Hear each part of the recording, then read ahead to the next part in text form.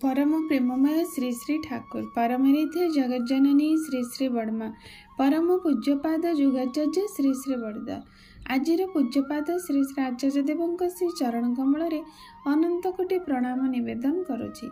सभी गुरु परिवार श्री चरण मध्य अनंत कोटि प्रणाम निवेदन करुछि।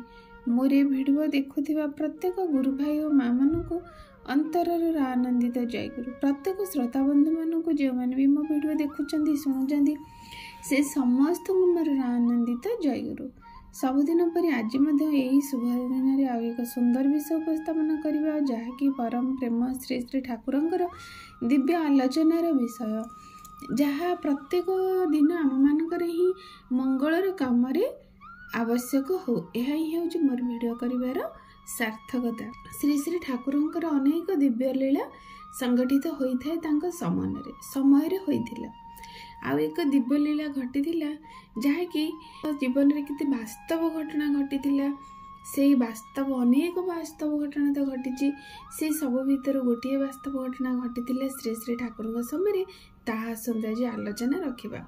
राहु कहे रह जीवन गतिरे पकाई पूर्णछेद ठाकुर दियंती आशीष दीर्घ हेउ तोर प्राणपथ।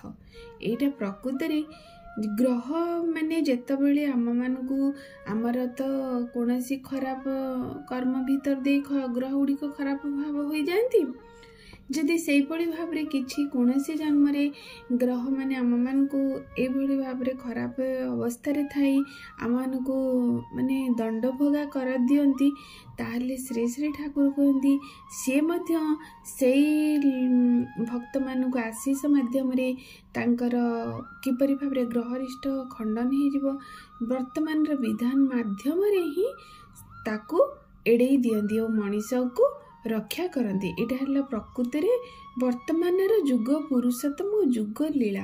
मनरे प्रश्न आसे एबे तो श्री श्री ठाकुर नहांती ताहले मनीष माने किपरि भाव से सब निर्देश पाउचंदी बा किपरि सब यह होइथाय।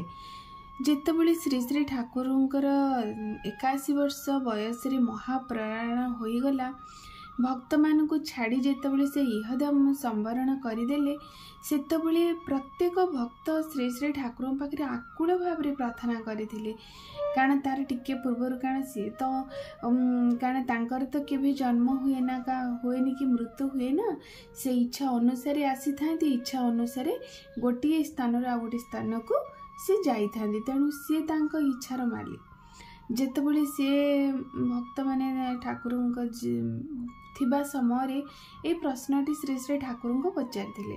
श्री श्री ठाकुर कहले शुण मु तुम मान छाड़ी केउ ठाकु भी जाऊ नाही कारण मन रख मुई 4टी स्थान माने वास्तव भाव प्रत्यक्ष भाव मु उपस्थित रही थाए ता केउठी केउठी प्रथम तो हेले देवघरी जहाँकि तांकर लीला क्षेत्र सेकेंड रे हेले जेउठी सबू श्री श्री ठाकुरंकर श्रीमंदिर तैयारी हो कहले मु सेठी ही रहिबी। आउ थर्ड रे होची जेउठी सत्संग करा जाए जेउठी आमे श्री श्री ठाकुरंकर विग्रह स्थापना करी सत्संग करू सेठी श्री श्री ठाकुर थांती। चतुर्थ है आचार्य परि माने आचार्यंक संगरे श्री श्री ठाकुर हुंती तांको भितरे रही तांकर निर्देश माध्यम आम मानकु मध्य निर्देश से प्रत्यक्ष भाव दियंती। यह तांको श्रीमुख निश्रुत बाणी श्रीमुख निश्रुत कथा जे प्रत्येक भक्त मानक पई से आश्वासन देथिले तुमे कोनोसी भाव व्यस्त हुआ नहीं मु तुमको छाड़ी केउ आड़े भी मध्य जाऊ नाही। तेणु से भली भाव आमे माने आज एते भाग्यवान वर्तमान समय जो मान भी श्री श्री ठाकुर को जीवन में ग्रहण करके चलुचंदी से माने आचार्य संग माध्यम से जीवन ये कौटी शुभ कौटी अशुभ माने अशुभ तांको जीवन कौन सब रही से सब इंगित माध्यम से जानी पारंती तांको से जणई दियंती। से तो ज्योतिष शास्त्र विशारद नुहंती जे माने से ज्योतिष उपरे कौन ज्योतिष भाव से कौन किसी क्या कहती तुम एमती कर तुम यहाँ से केवल तुमर जोटारे मंगल से मंगलर विधान टिक दियंती। जो भक्त से मंगलर विधान को इष्ट निर्देश भावी कंटाई कंटाई पालन करती तांकर मृत्यु दशा मध्य घुंची जाइछि। एटा बहु भाबरे माने परीक्षित बहु भक्त मान से श्रीमुख रे भली भाबरे आलोचना करिसेंती। आज से भली घटना गोटे हेछि जे श्री श्री ठाकुर समय रे देवघर घटना जेतबेले देवघर श्री श्री ठाकुर भक्त मान गहन परिवेष्टन करी माने चली थाए श्री श्री ठाकुर आलाप आलोचना भक्त मैंने शुणु था से जड़े निरापद भाई बोली श्री श्री ठाकुर आश्रम था से एकनिष्ठ भक्त श्री श्री ठाकुर से बहु भल पाती संगरे रुहती श्री श्री ठाकुर पाखरे आलाप आलोचना शुणती भाग नियंती से ठाकुर बहु भल पाती से रुहती। हठात दिने निरापद भाई को श्री श्री ठाकुर जेतबले देखा हेले माने ठाकुर तो थिले निरापद भाई सेठाकू माने श्री श्री ठाकुर पाखु गले सेतबले श्री श्री ठाकुर तांको कहिले निरापद भाई को जे सुन तुमे मो पई किछि जिनिस नहीं आसी पारिबो। निरापद भाई पचारे कौन आनिबो। हठात ठाकुर तांको कहिले तटका वंश लोचन तू आनी दे पारिबु। ए कथाटी हठात से कहले एते सारा भक्त थिले किंतु निरापद भाई को श्री श्री ठाकुर कहले। निरापद भाई तो श्री श्री ठाकुर जड़े मनज्ञ भक्त से तत्क्षणात सेठी श्री श्री ठाकुर को आने आज्ञा देले मैंने आज्ञा कहले। तापरे से उत्सव शेष से घर को से उत्सव तो चली ना से समय जो समय बहु सारा भक्त समागम होते ठाकुर निकट में उत्सव सरला समस्त स्वगृह को प्रत्यावर्तन कले। निरापद भाई से दिन ठारू साइकल धरी गाँ पर गाँ बुलवा को आरंभ कले। श्री श्री ठाकुर आदेश पालन करने ही मुख्य लक्ष्य थिला। एभली भावरे तटका वंशलोचन श्री श्री ठाकुर इच्छा भावी से केउ आड़े ताहा मिलिबो ता नहीं से बहु अन्वेषण करुछंदी।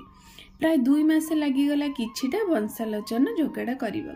आश्विनर जन्म महोत्सव प्राय 2 मास परे डिसेम्बर रीतिकी सम्मेलन श्री श्री ठाकुर जहा वस्तु से संगृहित करिसेंती से तांको पाखरे नहीं देबे बोली मनरे स्थिर कले। आ मने मने भाविले जदि मुई वंशलोचन सब श्री श्री ठाकुर को अर्पण करी ठाकुर बहुत खुशी होइजिबे। तांका श्रीमुख रे आनंदर बहु उज्ज्वलता देखा जिवो। एहा से मने मने भाभी निजे मध्य खूब आनंदित हेउथांदी। ठीक समय आश्रम रे पहुंची गले से प्रथमे जाई श्री श्री ठाकुर को जिनिसटा निवेदन कले। श्री श्री ठाकुर शुष्क मुखरे किंतु कहिले बीरेन भाई भट्टाचार्य को देई कहिले जा रखिदे। प्रतिथर सेमती निरापद भाई आश्रम गले रीतिकी आचार्य कृष्ण प्रसन्न भट्टाचार्य घरे से रहती। एथर मध्य से भली रही बसारे उठी हाथ मुह जिते धुआधुई करुचंदी आ भावुचंदी बोधे मोर किछि भूल हो गला कि श्री श्री ठाकुर कहीं एते बड़ मन शुष्क भाव मते कहले किछि गोटे आनंद रे कहले निजे खूब सुंदर होइछि जा हो कारण यह तो सबुठारे मिलेनी ना। यहाँ बाउंसर गोटे गजा माने भितर से गोटे बाहर जोटा कि बहुत माने माने रेयर खूब भाव मिले। तेणु से एत गोटे दुर्लभ जिनसटी पाइले श्री ठाकुर खुशी होता आपको किसी कही था ये सेटा हरिपद भाई भाभी थे किंतु ताहा किंतु हो पारा नहीं। तापरे मन तांकर किंतु से ही लगी रही कहीं मते से निरापद भाई कहीं मते एभली भाव ठाकुर मन खुशी हेलानी बोली मन केवल से श्री ठाकुर आड़े ही ध्यान रही। एपरी भाव सी कौन कले ना श्री श्री पुणी से बसी भक्त मान आलुआड़े से निरापद भाई श्री श्री ठाकुर पाखु गले। जमती श्री श्री ठाकुर गले ठाकुर खुशी गोटे आनंद कंठर कहले आसीच आउ को ठीक अच्छे ताहले एबे गोटे काम करि परिबो। तापरे निरापद भाई कहले हाँ ठीक हाँ श्री श्री ठाकुर आज्ञा माने से कहले। तापरे पाखकू डाकिले कहले गोटे टंकार 40टी राजभोग एबे आनी दे परिबो यथा संभव 70 आनिबाकू हेबो। सेठु निरापद भाई आज्ञा कही सेठारु से तत्क्षणात द्रुत गति चलीगले देवघर बजार को। बजार रे द्वारिका घोषंकर गोटे छोट दुकान थिला। से दुकान आगे उपस्थित हेले निरापद भाई। ରାତ୍ରି ପୁରା ହୋଇଗଲାଣି। ଦୋକାନ ବନ୍ଦର ସମୟ। ଏଣୁ ଦୋକାନୀ ବନ୍ଦ କରିବାର ପ୍ରସ୍ତୁତି ଆରମ୍ଭ କରିଦେଇଥିଲେ। ଶେଷ ପର୍ଯ୍ୟାୟରେ କିନ୍ତୁ ନିରାପଦ ଭାଇ ପହଞ୍ଚିଗଲେ। ଯେତେବେଳେ ସେ ନିରାପଦ ଭାଇ ପହଞ୍ଚିଗଲେ ସେଇଠି ସେ ଦୋକାନୀ କହିଲେ 40ଟି ରାଜଭୋଗ ଦେଇପାରିବ? ଦୋକାନୀ ଆଉ ଥରେ ପଚାରିଲେ, କ'ଣ ପଚାରିଲେ? ନା 40ଟି ରାଜଭୋଗ ଦେଇପାରିବ? ଦୋକାନଟି ହଁ କହିଲେ, ସମ୍ମତି ପ୍ରକାଶ କଲେ। ଆନନ୍ଦର ସହିତ ସେ 40ଟି ରାଜଭୋଗ ତାଙ୍କ ହାତରେ ଦେଇ ମନେ ମନେ ଭାବିଲେ, କାରଣ ସେ ଭାବୁଥିଲେ କାରଣ ସବୁ ରାଜଭୋଗ ତାଙ୍କର ସରିଗଲାଣି, 40ଟି ଥିଲା। ସେ ଶ୍ରୀ ଶ୍ରୀ ଠାକୁରଙ୍କୁ ସେଇଠି ମନେ ମନେ ନିବେଦନ କରୁଥିଲେ, ଆଜି ମୋର ବ୍ୟବସାୟରେ 40ଟି ରାଜଭୋଗ କ'ଣ ବଳିଯିବ? ଇଏ ଯଦି ବିକ୍ରି ହୋଇଯାଆନ୍ତା ମୋର ଭଲ ହୁଅନ୍ତା। ସିଏ ମନରେ ସ୍ମରଣ କରନ୍ତେ। ଇଏ ବି ଶ୍ରୀ ଶ୍ରୀ ଠାକୁର ଠିକ୍ ସେଇ ସମୟରେ ତାଙ୍କୁ ସେ ରାଜଭୋଗ 40ଟା ଆଣିବା ପାଇଁ କହିଥିଲେ। ଠିକ୍ ସମୟରେ ତାଙ୍କ କାମ ହୋଇଗଲା, ଆଙ୍କ କାମ ହୋଇଗଲା। ନେଇକି ଶ୍ରୀ ଶ୍ରୀ ଠାକୁର ନିକଟକୁ ଯାଇ ଯେତେବେଳେ ଦେଖିଲେ ଠାକୁର ଏକ ନୂଆ ଲୀଳା କରୁଛନ୍ତି। ସେଠି ରମଣର ମାଆକୁ ବହୁ ଭାବରେ 7-8 ଜଣ ଲୋକଙ୍କର ଖାଇବାକୁ ପ୍ରସ୍ତୁତ କରି ତାଙ୍କୁ ଖୁଆଉଛନ୍ତି। ପେଲି ଠେଲି ତାଙ୍କୁ କୌଣସି ଭାବରେ ମାଆରେ ଧନରେ କହି ଏତିକି କ'ଣ ଆଉ ଖାଇପାରିବ, ଏମିତି କହି ବହୁତ ସାରା ଖାଦ୍ୟ ଖୁଆଉଛନ୍ତି। ସେଇଠି ନିରାପଦ ଭାଇ ଭାବିଲେ, ଠାକୁରଙ୍କର ଇଏ କ'ଣ ଲୀଳା? ଜଣେ ତ ଖାଇସାରିଲେଣି, ଆଉ ତ ଖାଇବା ପାଇଁ ଚାହୁଁନାହାନ୍ତି, ତଥାପି ସେ ଖୋଉଛନ୍ତି। ଏଇପରି ଭାବରେ ତାଙ୍କୁ ସମ୍ପୂର୍ଣ୍ଣ ରୂପରେ ତାଙ୍କର ଯାହା ସବୁ ଖାଦ୍ୟ ତାଙ୍କୁ ଦିଆଯାଇଥିଲା ସେ ଖାଇଲେ।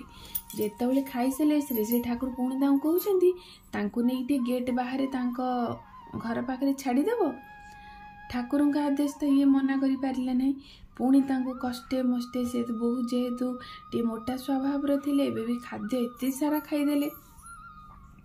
ତଥାପି ସେ ବିଭିନ୍ନ ପ୍ରକାର ଅସୁବିଧା ସମ୍ମୁଖୀନ କରି ତାଙ୍କୁ ନେଇ ତାଙ୍କ ନିଜ ଗନ୍ତବ୍ୟ ସ୍ଥଳରେ ଛାଡ଼ି ଦେଇ ଆସିଲେ। ଯେତେବେଳେ ଏଇସବୁ ଘଟଣା ଏମିତି ସବୁ ହେଲା, ତାପରେ କ'ଣ ହେଇଛି, ଏଇ ଯେଉଁ ଘଟଣା ଘଟି ସାରିଲା ପରେ କୃଷ୍ଣ ପ୍ରସନ୍ନ ଭଟ୍ଟାଚାର୍ଯ୍ୟ, ଯିଏକି ଶ୍ରୀ ଶ୍ରୀ ଠାକୁରଙ୍କର ବହୁ ନିକଟତର ଭକ୍ତ, ସିଏ ପଚାରିଲେ ଯେ ସିଏ ଯେତେବେଳେ ପଦାର୍ଥ ବିଜ୍ଞାନରେ ସେ ସ୍ୱର୍ଣ୍ଣ ପଦକ ପ୍ରାପ୍ତି ହୋଇଥିଲେ, ସେ କୃଷ୍ଣ ପ୍ରସନ୍ନ ଭଟ୍ଟାଚାର୍ଯ୍ୟ, ସିଏ ନିଜ ବସାକୁ ଆସି ନିରାପଦ ଭାଇଙ୍କ ଜାତକଟି ନେଇକି ଏକ ଜ୍ଞାନୀ ଗୁଣୀ ଜ୍ୟୋତିର୍ବିଦଙ୍କ କାଶୀଶ୍ୱର ଭାଇଙ୍କୁ ନେଇକି ଦେଖେଇଲେ। କାରଣ ଶ୍ରୀ ଶ୍ରୀ ଠାକୁର ଲୀଳା ପଛରେ ନିଶ୍ଚିନ୍ତ କିଛି ଘଟଣା ରହିଛି, ଯାହାକି ସେ କୃଷ୍ଣ ପ୍ରସନ୍ନ ଭଟ୍ଟାଚାର୍ଯ୍ୟ ଅନୁଭବ କରିଥିଲେ। ଯେତେବେଳେ ନେଇ ଦେଖାଇଲେ, ସେ ଜ୍ୟୋତିଷ କହିଲେ ଯେ 3-4 ମିନିଟ୍ ଦେଖିଲା ପରେ ସେ କହିଲେ, ଆପଣ ଗୋଟେ ମୃତ ବ୍ୟକ୍ତିର ଜାତକ ଆଣିକି ମୋତେ ପରୀକ୍ଷା କରୁଛନ୍ତି? କେଷ୍ଟତା କହିଲେ, ମୃତ ବ୍ୟକ୍ତି? ସେ କାଶୀଶ୍ୱର ଭାଇ କହିଲେ, ହଁ, ଯେଉଁ ଭାବେ ରାହୁଗ୍ରସ୍ତ ହୋଇଛନ୍ତି ସେଥିରେ ତ ଜ୍ୟୋତିଷ ଶାସ୍ତ୍ର ଅନୁସାରେ ଜଣେ କଦାପି ବଞ୍ଚିପାରେ ନା। ସେଠାରେ ଉପସ୍ଥିତ ଥିଲେ ସେ ନିରାପଦ ପଣ୍ଡା। ଶୁଣିଲେ ସବୁକିଛି। ଆଖି ସାମ୍ନାରେ ସମସ୍ତ ପୃଥିବୀଟା ଯେପରି ଥରେ ପୁରା ଘୁରି ଆସିଲା। ଚାଲି ଆସିଲେ ସେଠାରୁ। ରାସ୍ତାରେ କହିଲେ, ଆଚାର୍ଯ୍ୟ ଦେବ ଭାଇ, ଗୋଟେ ଡେପ୍ଥ ପଏଣ୍ଟ ତୁମେ ମାନେ ଅତିକ୍ରମ କଲ। ମାନେ କୃଷ୍ଣ ପ୍ରସନ୍ନ ଭଟ୍ଟାଚାର୍ଯ୍ୟ ସେଇ ନିରାପଦ ଭାଇଙ୍କୁ କହିଲେ, ଦେଖନ୍ତୁ କେତେ ବଡ଼ ଲୀଳା ଶ୍ରୀ ଶ୍ରୀ ଠାକୁର ସେ ନିରାପଦ ଭାଇଙ୍କ ସାମ୍ନାରେ କରିଲେ। କାରଣ ସେ ଯେତେବେଳେ ନିରାପଦ ଭାଇ ଶ୍ରୀ ଶ୍ରୀ ଠାକୁରଙ୍କ ନିକଟକୁ ଆସିଥିଲେ, ଶ୍ରୀ ଶ୍ରୀ ଠାକୁର ଏଇ ଟାଇପ୍ର ତାଙ୍କର ଗ୍ରହର ପୀଡ଼ା ରହିଛି ବୋଲି ସେ ସେଇ ଦିନ ହିଁ ଅନୁଭବ କରିଦେଇଥିଲେ। ଆଉ ସେଇ ଦିନଠୁ ସେ ତାଙ୍କୁ ସେଇ ମାନେ ବାଉଁଶର ସେଇ ଅଗି ତାଙ୍କୁ ମାନେ ଯୋଗାଡ଼ କରିବା ପାଇଁ କହିଥିଲେ। ସେଥିରେ ମଧ୍ୟ ସରିଲା ନାହିଁ ତାଙ୍କ ପୀଡ଼ା ସେ ଦେଖିଲେ। ତାପରେ ଏଇ ରାଜଭୋଗ ଆଣିବା ପାଇଁ କହିଥିଲେ। ତାପରେ ତାଙ୍କୁ ନେଇ ବାହାରେ ଛାଡ଼ିବା ପାଇଁ କହିଥିଲେ। ଏତେ ମାନେ କଠିନ ଶୀତରେ ନେଇ ଛାଡ଼ିବା ପାଇଁ କହିଥିଲେ। ତାପରେ ଜଣେ ରାହୁ ତ ଯେହେତୁ ଖାଇବାକୁ ଖୁବ୍ ଭଲ ପାଆନ୍ତି, ଜଣେ ଖାଦ୍ୟ ଯେପରି ସେ ଅଧିକ ଖାଆନ୍ତି, ତାଙ୍କୁ ସେ ରାହୁକୁ ସନ୍ତୁଷ୍ଟ କରିବା ପାଇଁ ତାଙ୍କୁ ସେଭଳି ବିଭିନ୍ନ ପ୍ରକାର ଖାଦ୍ୟ ଖୁଆଇଥିଲେ। ଏସବୁ ପଛରେ ହିଁ ତାଙ୍କର କିପରି ଗ୍ରହରିଷ୍ଠା ଖଣ୍ଡନ ହେଇଯାଇଥିଲା, ଯେଉଁଟାକି ଶ୍ରୀ ଶ୍ରୀ ଠାକୁର ତାଙ୍କ ନିର୍ଦ୍ଦେଶ ଅନୁସାରେ କରିଥିଲେ। ଆଉ ଇଏ ମଧ୍ୟ ତାହା ବିଶ୍ୱାସର ସହିତ ଆଉ ଇଷ୍ଟ ନିର୍ଦ୍ଦେଶକୁ ପରିପାଳନ କରି ନିଜର ଏଇ ମୃତ୍ୟୁ ଦଶାକୁ ମଧ୍ୟ ସେ ଅପସରାଇ ଦେଇଥିଲେ। এই কথাটা ଅତ୍ୟନ୍ତ ବାସ୍ତବ ଘଟଣା। ଏଥିରୁ ପ୍ରକୃତରେ माने स्पष्ट है जे अक्टोबर डिसेम्बर मध्य तांकर निश्चिंत भाव मृत्युजोग थिला कहार ना से निरापद भाईंकर। तेणु तांकर आयु शेष हो जाइथिला, तांकर आयु से पर्यंत आ पर्याउ नथिला। श्री श्री ठाकुर स्वयं विश्व विधाता कर्मफलदाता, एणु से दया करी विशेष प्रक्रिया दे निरापद पंडा भाईंकर मृत्युजोग को कटाई देले एवं तांको आहुरी अनेक वर्षर जीवन तांको अतिबाहित करने पे सुजोग देइथिले। जेहेतु ये घटनाटी अत्यंत वास्तव घटना आउ अत्यंत मार्मिक घटना, बहु प्रेरणाप्रद ये घटना श्री श्री ठाकुर जीवन रे यह घटी जाइथिला।